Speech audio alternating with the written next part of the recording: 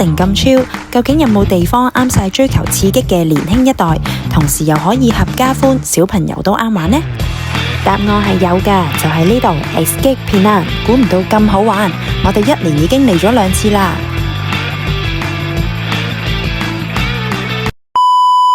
歡迎返嚟 MY 移居日誌，我係通。檳城最大嘅主題樂園 Escape Penang， 原意係想啲 visitors 好似小朋友咁玩啦，放低壓力，排解返工嘅鬱結。佢分咗水上同埋陸上2大園區，仲獲得4項健力士世界紀錄添啊！我哋嘅目標係刺激得嚟要合家歡，即係連米1、2嘅細路都玩到，大人都可以盡興而歸。Escape 嘅位置唔算好方便，喺賓島接近鄉郊嘅地方。不過 call grab 嚟講，由灘中套空過去都只係19蚊馬幣，算好抵㗎啦。價錢方面，我哋喺 trip.com 買飛，竟然有特價。以主題樂園嚟講，300幾蚊一個大人算係好合理啦。不過溫馨提示，唔好以為買套票一定平啲啊！大家睇唔睇到原來呢度分開買大人同埋細路嘅飛係仲抵㗎。開心 share 時間。去旅行規劃行程，我成日都用 trip.com 㗎。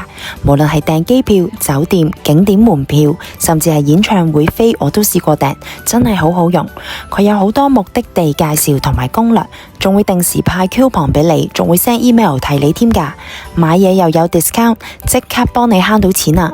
之前嘅 Escape 飛我都係喺 trip.com 買㗎。如果仲未開 account 嘅朋友，可以用我呢條 link 申請。新會員即刻送你80蚊優惠代碼，訂酒店機票即刻用得着。對於鍾意去旅行遊覽唔同景點嘅朋友，呢個絕對係你嘅恩物。記得每次訂飛前打開呢個 app 望下入邊嘅攻略同埋介紹，遲啲再同大家分享其他好用嘅 app 啦。言歸正傳，樂園嘅開放時間係早上10點去到下晝6點，而家仲會用人面識別入場，唔使實體飛，好方便㗎。一入門口就會見到 locker 同埋更衣室 ，locker 全日任用都係17蚊馬幣。入到去轉咗，竟然見到電動滑板車啊，正啊！呢度係免費任玩㗎，不過佢只限各自嘅園區入邊用，即係話水上樂園嘅 e-scooter 呢就唔可以攞去陸上嗰邊玩啦。不過穿梭每一個角落呢都可以唔使自己行啊，爽！我哋嘅策略係先陸上後水上，因為陸上呢係唔着得拖鞋嘅，一定要着包腳趾嘅鞋。咁我哋就索性着晒水上蛙鞋，玩完陸上直接就可以去水上樂園玩啦。記住，陸上樂園要一直帶住安全裝置，直至你玩晒所有陸上樂園嘅 game 為止。我哋先坐纜車上去，沿路嘅風景其實好靚㗎，仲會見到一啲飛索同埋吊橋，其實望望下都幾驚，仲會聽到佢哋嘅尖叫聲添啊！第一個全球最長嘅輪胎滑道，對於小朋友嚟講，頭段可能幾驚嘅，不過勝在夠長，碌碌下小朋友都適應咗啦。之後我哋玩 Mega Swing， 呢個好治癒啊，風景靚爆。最驚呢係上到最高嘅時候，要自己手動開個機關先至跌落去。好彩唔錯，有時間嘅可以玩多幾次啊。然後係全球最長嘅高空滑索，呢一個真係好挫好驚嚇啊！我幾驚自己隻腳會炒到旁邊嘅樹同埋柱啊！後面個大媽就一路玩一路嗌，太可怕啦！真係笑死我啊！俾大家感受下個驚險度。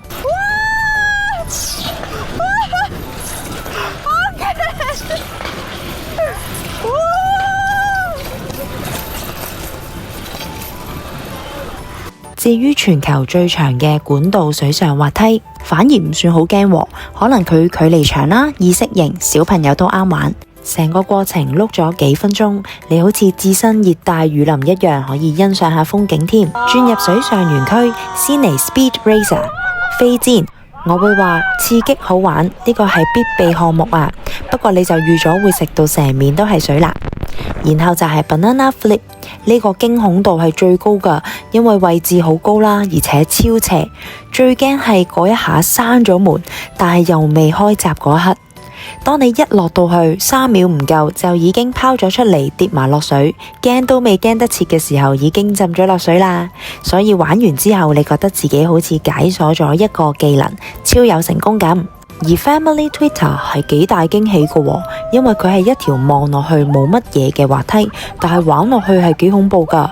我哋成程喺個隧道入邊睇唔到前面嘅方向，突然之間黑，又會突然之間有光，刺激到爆燈，我哋叫足全程啊！但係放心，佢隔籬有一條合家歡嘅 slide， 連米1、2嘅小朋友都玩到，真係一家大細都開心㗎。仲有呢個 AK Academy， 好似去咗日本綜藝節目咁啊，要喺浮台上邊鬥快跑過去，中間失平衡跌落水，真係笑到肚痛啊！大家估下我同老公邊個會到終點先？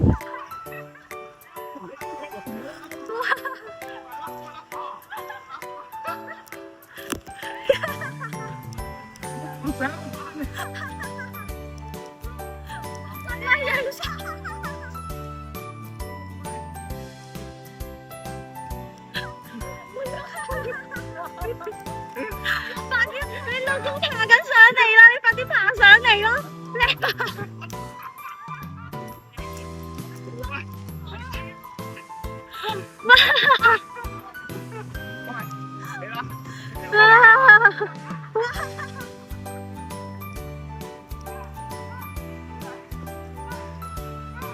你哋兩個婆係咪搞笑㗎？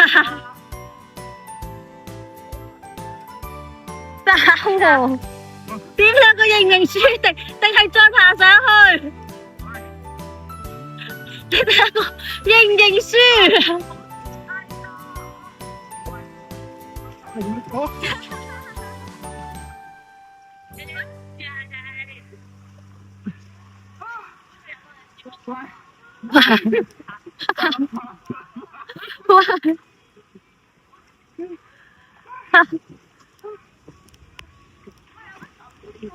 係啊，所以呢個簡單㗎。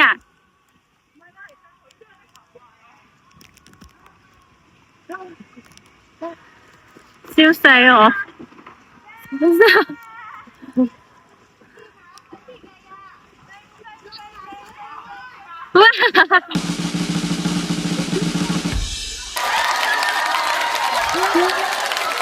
水上樂園點少得 Playhouse 同埋大水桶呢？呢一個嬉水池連大人都啱玩啊！佢有全世界最大容量嘅大水桶啊！啲水倒落嚟嗰下真係超震撼㗎！